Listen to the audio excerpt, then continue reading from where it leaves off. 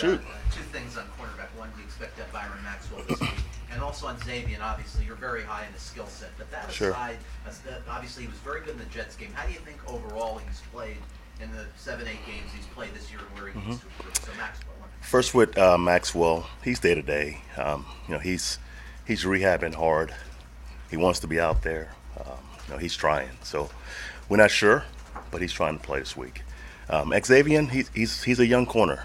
He missed training camp. He's missed most of the season. As a young corner, every week's different for him. He's kind of figuring out as he goes. He's made some error, but from a skill set perspective, he's what you want. So he's going to make some error, but physically he's what you want. So I'm okay with X. The more he plays, the better he will play. He seemed to struggle a bit with Watkins and his speed. Is that inspiration with Antonio Brown? It wasn't speed with Watkins. It was more leverage. It was more eye placement. It was more assignments. It was not speed. The one he beat him on vertically, he was in a bad spot with his eyes, and he kind of got back in the plate with his speed versus Sammy's speed. So that was an issue. His issue is experience. His issue is know-how. Once he gets that, he's going to be a fine player. So if Byron can't go, because obviously you used him on Brown a lot last time, would it be Xavier who would get the bulk of the look? Well, no, we didn't match corners last time versus the Steelers. We're going to play left and right. Whoever plays, it's going to be left and right. Whether it's Max or X.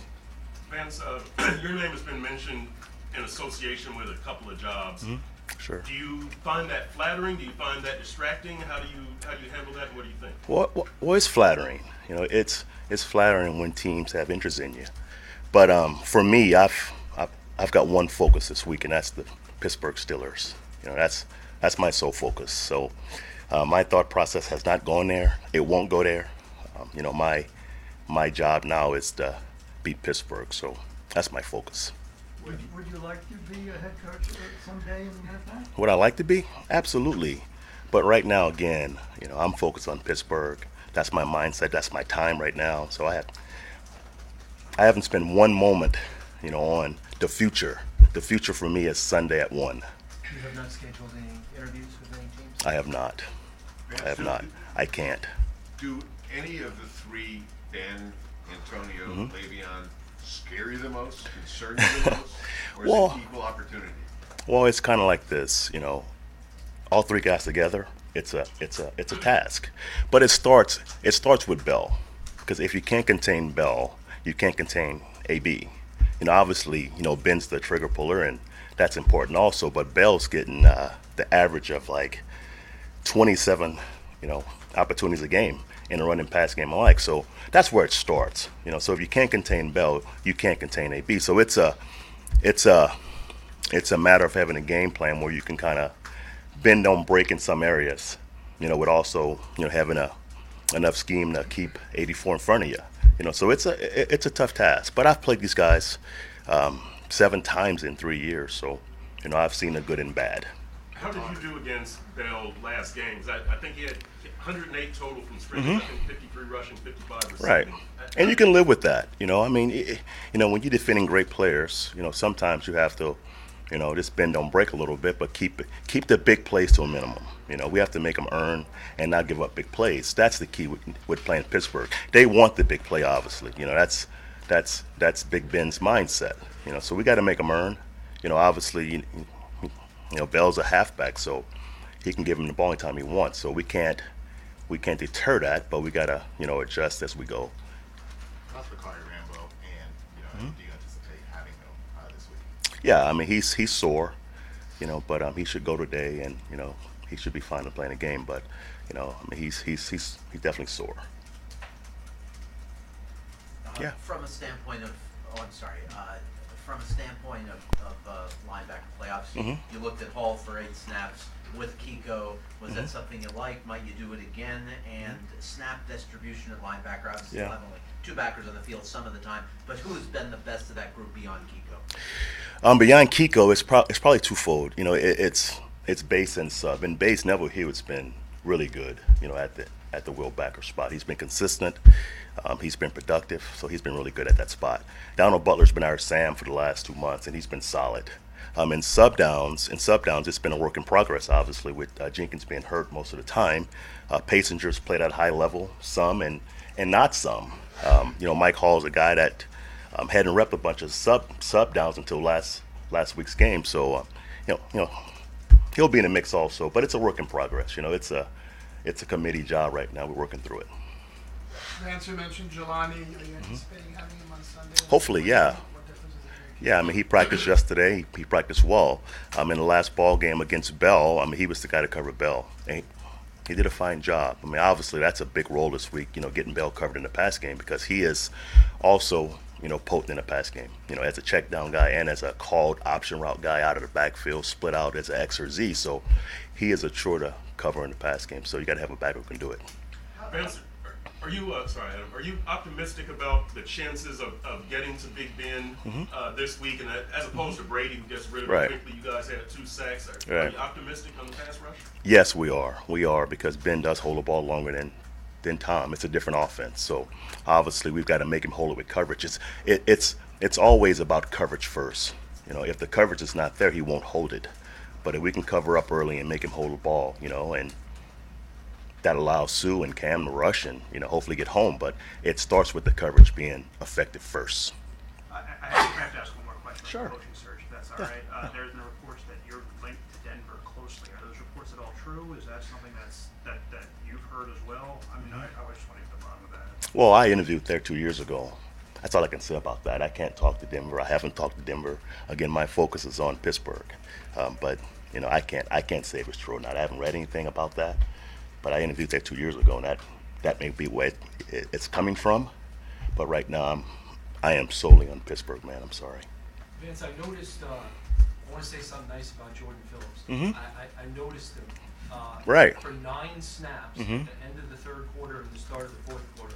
I'm wondering what you noticed there. Well, Jordan played really well last week, first of all. Jordan's a player that, if you can take his explosive or flash plays, you can make a tape and it's special. But you can take his bad plays also and make a low light tape. So he's a young player that's inconsistent. He's obviously a big man with talent. So if he's on and doing it right, he can be a special help to us this weekend.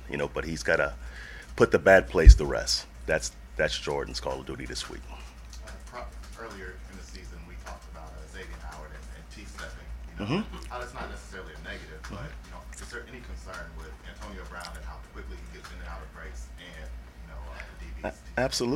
Absolutely concerned about that, but that's versus every NFL corner. AB's a special player. So it won't be one man's job to stop AB. It's going to be the team's job. It's going to be the coverage package job to contain AB. So that won't be one man's job. Now, obviously, it's going to be Lippett and X's or Max if he plays, one-on-one from time to time. But overall, it's going to be a team, concept to get AB stopped. Vince, I think last game you guys had a goal line defense with no cornerbacks. Is that the one Martellus Bennett might have scored the touchdown? I Yes. might have asked you this before. Yes. Refresh my memory if I have. What is the thinking on the not having cornerbacks on the field? Well, it's goal line with no receivers. So you want a safety to fit the run game. And obviously we put a safety out there. He's called the Z corner. Obviously he's a safety by position, but a Z corner. So his job is pass game, and if it's a certain blocking scheme, he has to fit in the C gap. So no one really plays with corners. This is a big physical corner on goal line because it's big people out there, and it's mostly run. So that's a personal preference of mine. I've played with corners before on goal line, but here I'm playing with safeties. What kind of sense have you gotten from Cameron Wake this week, since this is the first time he's going to have a chance to do this? Yeah. He's excited, obviously. It's his first playoff game. Cam's a natural underdog, in his mind. So, obviously, being an underdog as a team, that kind of motivates Cam. And Cam could be a difference in this game because he can rush. And defensively, if we rush the passer, we can force takeaways, and that's the key to our game. So Cam's going to be a big part of that. But he is awful excited. It's his first time out, so I'm expecting big things from Cam. As you look back at these 16 games, Vance, and trying to determine why you all were 30th against the run, have you just not set the edge well enough with your ends? Has it been defensive tackle play, aside from Sue, obviously? Has it been linebacker play? What's been the biggest culprit? I think a combination of a lot of things. I think playing a lot of snaps early on in the season. I think defensive end play. It was inconsistent early on. I think part of it's me. I've got to go to the spring and kind of reboot some things that we're doing. And it was a couple of things that I didn't think that was going to happen. As far as the scheme up front, so that's partly my issue. I've got to fix in the spring. But again, numbers are sometimes misleading. Our yards per game wasn't very good, but yards per play was okay. It was good enough to win 10 games so far. So numbers are misleading. And again, we track 4 or 5 major stats. And yards, rushing yards per game wasn't one of them. That's a stat that can be. It can come from a lot of different places. Plays per game or matchups or whatever. So again, that being said, in the spring I've got to fix some things that'll make us better in the run game. No excuses. How likely is it? I'm sorry, you go first. Go ahead. For those who haven't watched as closely this season, where's been the most progress? The most progress is probably Lippett. That kid was a receiver 2 years ago, and he's playing NFL corner. He's got 4 interceptions, and he's been really solid. He's had some up and down moments, but for the most part, he's growing as an NFL corner. I would say Kiko Alonso. Being a guy who hadn't played well or consistent for 2 years, had a hell of a year for us. Maxwell came back and had a hell of a year. He was playing at a high level before he got hurt. So it's a lot of bright spots, I think, in the past season. I think Sue getting back to the Pro Bowl, Cam coming back to being Cam. So it's a lot of spots that we're proud of with this defense. Just being resilient. Having Rashad out, having Cole out. Losing Max for most of the season, losing X. It's been a group that's stepped up, and it's been tough moments. So that's been a treat. Mario Williams has never played a playoff game. How seriously do you think y'all will consider maybe playing him? Mm-hmm. If he were to play, what might he be able to offer? It's in consideration. We want all healthy bodies up. You're in week 18. Lots of guys are beat up. So the healthier bodies, if they're ready to go, they got to go and help us win. Obviously Mario's never been in the playoff game. I was in Houston with Mario, and he was hurt for that game. But obviously he's like Cam. You get one shot at this thing. It may not happen again. So Mario's got to, if he's up, play well and play hard for us, and he wants to. He wants to. Vance, as you guys have patched a bunch of things in the linebacker core and secondary, Mm-hmm. the defensive line's been mostly healthy all year and Right. effective, and that's where you guys have made a big financial commitment. Absolutely. Has that group kind of covered for and made it easier for all the different pieces you're moving around behind them? Absolutely. When those guys play well, we won games. And when the offense did a great job of kind of,